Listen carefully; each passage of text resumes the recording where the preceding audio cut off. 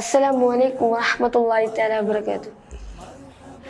മുത്തനബി സല്ലല്ലാഹു അലൈഹി വസല്ലം തങ്ങൾ തീർത്തും അസാധാരണ വ്യക്തിത്വമായതുകൊണ്ട് തന്നെ അവിടുത്തെ കാഴ്ചശക്തിയും കേൾവിശക്തിയും സാധാരണ മനുഷ്യരിൽ നിന്ന് വ്യത്യസ്തമായിരുന്നു. മദീനത്തെ പള്ളിയിൽ വെച്ച് ഒരിക്കൽ മുത്തനബി സല്ലല്ലാഹു അലൈഹി വസല്ലം തങ്ങൾ സഹാബത്തിനോട് പറയുന്നുണ്ട്, സഹാബത്തെ, ഞാൻ എന്റെ മുന്നിൽ നിന്ന് കാണുന്നത് പോലെ എന്റെ പിറകിൽ നിന്ന് കാണാനും എനിക്ക് സാധിക്കും. നിങ്ങളുടെ നിസ്കാരത്തിൽ സുജൂദ് ചെയ്യുമ്പോഴും റുക്കൂ ചെയ്യുമ്പോഴും എന്തിന് നിങ്ങളുടെ ഖുശൂ പോലും എനിക്ക് മനസ്സിലാക്കാൻ കഴിയും എന്ന് മുത്തനബി സല്ലല്ലാഹു അലൈഹി വസല്ലം തങ്ങൾ പറയുന്നുണ്ട്. മഹദി ആയിഷ ബീവി റളിയല്ലാഹു അൻഹ പറയുന്നുണ്ട്, ഞാൻ മുത്തനബി സല്ലല്ലാഹു അലൈഹി വസല്ലം തങ്ങളുടെ മടിയിൽ തലവെച്ച് കിടക്കുന്ന സമയത്ത് ജിബ്രീൽ അലൈഹിസ്സലാം വരാറുണ്ട്. എന്നോട് സലാം പറഞ്ഞിട്ടുണ്ട് എന്ന് മുത്തനബി സല്ലല്ലാഹു അലൈഹി വസല്ലം തങ്ങൾ പറയും. ഞാൻ സലാം അടക്കും, പക്ഷേ എനിക്ക് ജിബ്രീൽ അലൈഹിസ്സലാമിനെ കാണാൻ സാധിക്കാറില്ല.